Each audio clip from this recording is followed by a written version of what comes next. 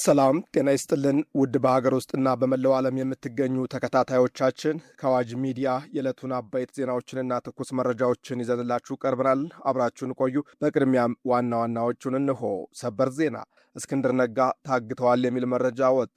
የቀድሞው የባልደራስ ፓርቲ ሊቀመንበርና የአማራ ፋኖ ብሔራዊ ንቅናቄ አፋብን አባል አቶ እስክንድር ነጋ በፋኖ ታጣቂዎች መታገቱ የሚገልጽ መረጃዎች ወጥተዋል። የአዋጅ ሚዲያ ምንጮች እንዳስታወቁት አቶ እስክንድር በታጣቂዎች እጅ ወድቋል። ዝርዝር ዘገባ ይዘናል።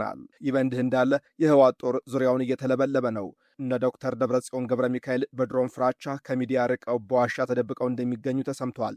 ህወሓት ከኢትዮጵያ አየር ኃይል ያልጠበቀው እሳት ሲወርድበት አጋሮቹ ያላቸው ግብፅና ኤርትራ እንደዚሁም ከውስጥ ያሉ ታጣቂዎች እንደለኮስከው ሙቀው እያሉት ከዳር ሆነው እየሳቁበት ናቸው። ትሰሙታላችሁ። በሌላ ዜና ኦባሳንጆ ህወሓትን አስጠነቀቁ።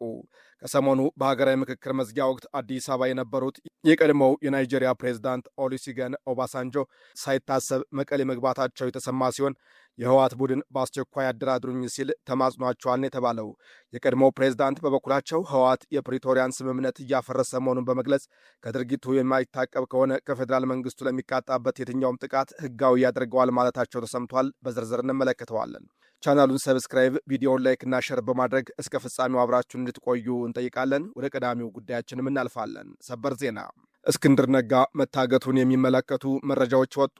የቀድሞው የባልደራስ ፓርቲ ሊቀመንበርና የአማራ ፋኖ ብሔራዊ ንቅናቄ አፋብን አባል አቶ እስክንድር ነጋ በፋኖ ታጣቂዎች መታገታቸውን የሚገልጽ መረጃ ወጥቷል። የአዋጅ ሚዲያ ምንጮች እንዳስታወቁት አቶ እስክንድር በታጣቂዎች እጅ ወድቀዋል። አቶ እስክንድር በቅርቡ ከዶይቼ ቬለ ጋር ባደረጉት ቃለ ምልልስ ከመላው የአፋብን አባላት እውቅናና ፍቃድ ውጭ ከሌሎች ኃይሎች ጋር ጥምረት ለመፍጠር የሚደረገው ሙከራ ተቀባይነት እንደሌለው ገልጸው ነበር።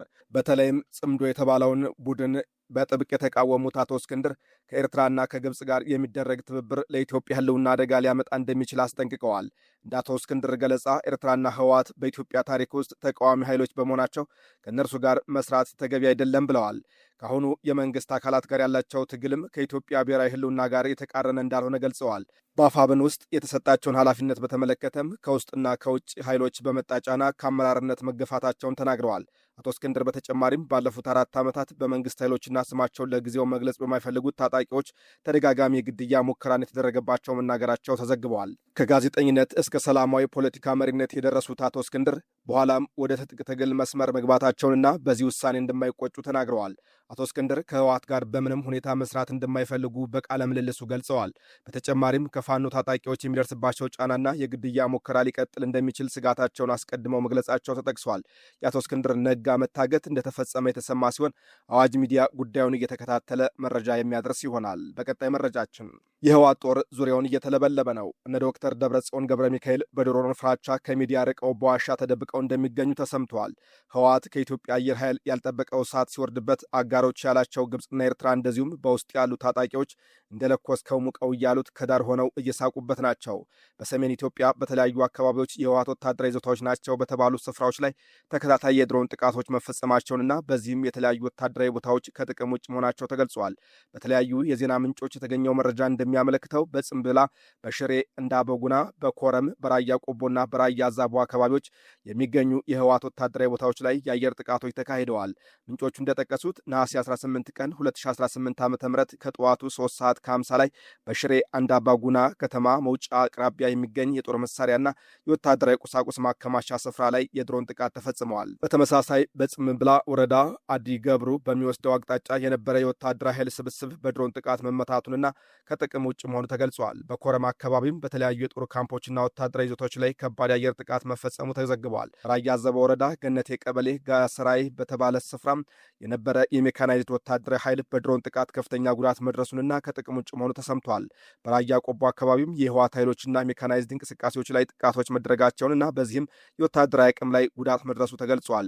በቆቦ ባብል ጣቢያ አቅጣጫ የታዩ የወታደራዊ እንቅስቃሴዎችም ጥቃት እንደደረሰባቸው ምንጮች ጠቁመዋል። እነዚህ ጥቃቶች በተለያዩ ወታደራዊ ይዞታዎች ላይ ጉዳት አድርሰዋል ቢባልም የውድመቱን መጠንና የደረሰውን ጉዳት በገለልተኛ ምንጮች ማረጋገጥ እስካሁን እስካሁን አልተቻለም። ይህን ተከትሎም መግለጫ ያወጣው የህወሓት ቡድን ዓለም አቀፉ ማህበረሰብ ከፌዴራል መንግስት ጋር እንዲያደራድረው ተማጽነዋል። ድሮን ጥቃት በርትቶብኛል ያለው የህወሓት ቡድን ከፌዴራል መንግስት ጋር ግጭት በዘላቂነት ማስቆም የሚያስችል እውነተኛ ድርድር ማድረግ እፈልጋለሁ ብሏል። ይህም ህወሓት ምን ያህል እየተወቀጠ መሆኑን አመላካች ነው የሚሉት የክልሉ የመንግስት ኮሚኒኬሽን እንዳስታወቀው ትርጉም ያለውና ዘላቂ የሰላም ውይይት እንዲካሄድ ከተፈለገ ተጨባጭ፣ ግልጽና በጊዜ የተወሰነ የውይይት ሂደት ሊኖር ይገባል። የህወሓት ቡድን ትንኮሳውን በማቆምና ከኢትዮጵያ ታሪካዊ ጠላቶች ጋር በማበር እያደረገ የሚገኘውን ጥረት እንዲያቆምና ወደ ሰላም እንዲመጣ በፌዴራል መንግስት ተደጋጋሚ ጥሪ ቀርቦለት እንደነበር አዋጅ ሚዲያ መዘገቡ ይታወሳል። ይሁን እንጂ ይህን የሰላም ጥሪ ወደ ጎን በመተው ዛቻና ማስፈራሪያ የሚመስሉ ፕሮፓጋንዳዎችን እንደዚሁም በአማራና አፋር ድንበሮች እንደዚሁም በሱዳን በመዝለቅ ሀገር ለማበጣበጥ የሞከረው የህወሓት ቡድን በተደጋጋሚ በተሰነዘረበት ሁሉን አቀፍ ጥቃት በርካታ መሰረቶቹ ተናግተውበታል ነው የሚባለው። በዚህ ደግሞ በሸረሪናና በመቀሌ የተወሰዱት እርምጃዎች በሰው ኃይሉና በጦር መሳሪያ ክምችቱ ላይ ከፍተኛ ውድመት እንደደረሰበት ከስፍራው የሚወጡ የተለያዩ መረጃዎች አመልክተዋል። ይህን ተከትሎም የህወሓት ቡድን አመራሮች በድሮን ኢላማ ውስጥ በመሆናቸው እንቅስቃሴያቸውን ከመገደባቸው በዘለለ ዓለም አቀፉ ማህበረሰብ ከማለቃችን በፊት ያሸማግለን ብለዋል።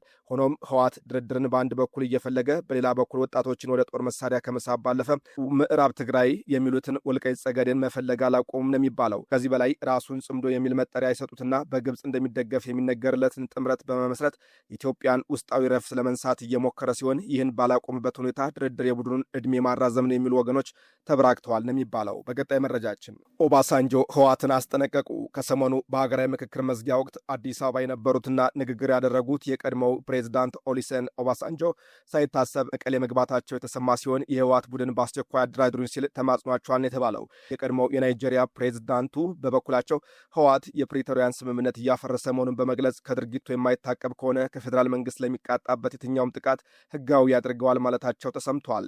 የቀድሞው የናይጄሪያ ፕሬዚዳንት ኦሉሴጉን ኦባሳንጆ ወደ መቀሌ መጓዛቸው የተሰማው በትግራይ ሚዲያዎችና ባለስልጣናት በኩል ነው። የጉዟቸው የህወሓት ቡድን የፌዴራል መንግስቱን በድሮን አላስወጣ አላስገባ ብሎኛል፣ ዓለም አቀፉ ማህበረሰብ ያደራድረን በሚል መግለጫ ካወጣ በሁለተኛው ቀን መሆኑ በትግራይና በፌዴራል መንግስት መካከል ላለው የፖለቲካ ውጥረት አዲስ የዲፕሎማሲ ጥረት ማሳየቱን የሚጠቁም ክስተት ሆኗል። ኦባሳንጆ ትናንት ወደ መቀሌ ያደረጉት ጉብኝት ቀድሞ በተያዘ መደበኛ የስራ መርሃ ግብር ሳይሆን በድንገት የተካሄደ ጉብኝት እንደነበር የትግራይ ክልል ገልጿል። የትግራይ አመራር እንደገለጸው ከፌዴራል መንግስቱ ጋር ውይይት እንዲጀመር ከተፈለገ በቅድሚያ ሊፈቱ የሚገቡ መሰረታዊ ጉዳዮች አሉ ብለዋል። ከእነዚህ ውስጥ የኢኮኖሚ እገዳዎችና ማዕቀቦችን ማንሳት፣ ወታደራዊ ውጥረት መቀነስ፣ የተፈናቃዮች በደህንነት ወደ መኖሪያቸው መመለስና ሌሎች ፖለቲካዊ ውይይት ውስጥ ቁልፍ ናቸው የተባሉ ጉዳዮችንም አንስተዋል የተባለው። በተጨማሪም የትግራይ አመራር የህወሓት ፖለቲካዊና ህጋዊ ማንነት እንዲመለስ የሚለውን ጥያቄም እንደ ቁልፍ ጉዳይ ተነስተዋል። ኦባሳንጆ ግን ከትግራይ አመራር ጋር ከተወያዩ በኋላ ወደ ፌዴራል መንግስት ሄደው ውይይት እንደሚያደርጉና በሚቀጥሉት 1 ወይም 2 ሳምንታት ውስጥ እንደሚመለሱ መግለጻቸው በራሱ ትኩረት የሚስብ ነው ተብሏል። ያም ሆነ ይህ ኦሉሴጉን ኦባሳንጆ ህወሓት በህልውና ለመቀጠል የሚሆን ትግራይን የብጥብጥ ማዕከል ላለማድረግ አሁን እየሄደበት ካለው አካሄድ መታቀብ እንዳለበት አስጠንቅቀዋል የተባለው። ከመቀሌ የወጡ መረጃዎች እንደሚያመለክቱት ህወሓት ከፌዴራል መንግስቱ ጋር እርቅ ለማውረድ የኢትዮጵያ ሉዓላዊነት መከበር እንዳለበት ዓለም ሁሉ ይስማማል ያሉት የቀድሞ ፕሬዝዳንት፣ በዚህም ህወሓት የኢትዮጵያን ህገ መንግስትና ሉዓላዊነት አክብሮ መንቀሳቀስ አለበት፣ ከዚያ በኋላ ለድርድር መቅረብ እንደሚገባውም አሳስበዋል የተባለው። ውድ ተመልካቾቻችን ለዛሬ ያዘጋጀንላችሁ አበይት ዜናዎች እነዚህ ነበሩ። አዋጅ ሚዲያን ሰብስክራይብ በማድረግ ቤተሰብ ይሁኑ። ጤና ይስጥልን።